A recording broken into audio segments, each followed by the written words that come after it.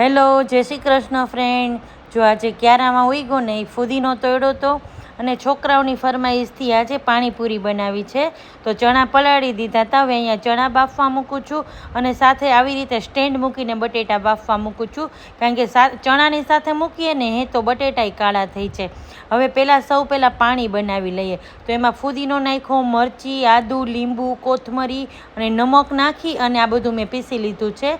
અને હવે એક વાસણમાં લઈ લઉં છું.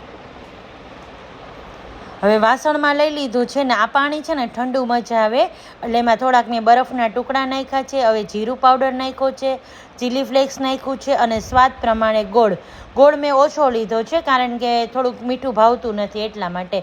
હવે આ છે પાણીપુરીનો મસાલો, જે મેં પાણીમાં નાખ્યો છે 1 ચમચી જેટલો, અને સરસ આ ચલાવી લેવાનું છે.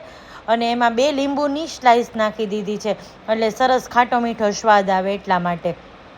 જો પાણી સરસ તૈયાર છે. હવે આપણે સર્વ કરીએ ને ત્યારે આપણે એમાં ઉપરથી બૂંદી નાખશું. હવે એ મેં ઢાંકી દીધું છે.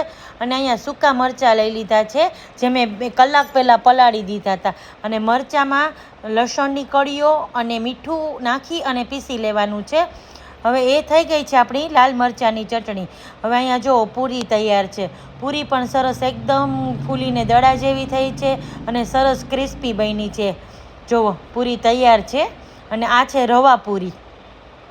હવે મસાલો કરી લેવાનો છે. તો એમાં મેં પહેલાં ભાંગીને 2 પૂરી નાખી દીધી છે. ચણા લઈ લઉં છું હવે આમાં, અને મેં બટેટા લઈ લીધા છે, એને મેશરથી મેશ કરી લઉં છું. અને જે લાલ મરચાંની ચટણી કરી હતી ને એ ચટણી આમાં નાખવાની છે.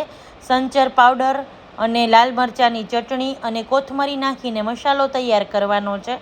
જુઓ, આ જે આપણે ચટણી કરી હતી ને લાલ મરચાંની એ. હવે નાખું છું કોથમરી. અને હવે આપણે મસાલો કરી લેવાનો છે. જો મસાલો થઈ ગયો છે, પાણી સરસ હલાવી લીધું છે. અને એમાં હું નાખું છું બૂંદી, જે આપણે બજારમાં રેડીમેડ મળે છે એ જ બૂંદી મેં લીધી છે. હવે પાણીપુરી તૈયાર છે. અને હવે જુઓ, પાણીપુરી અહીંયા મસાલા સાથે હું પાણી નાખીને ભરું છું. શું ટેસ્ટી થઈ છે.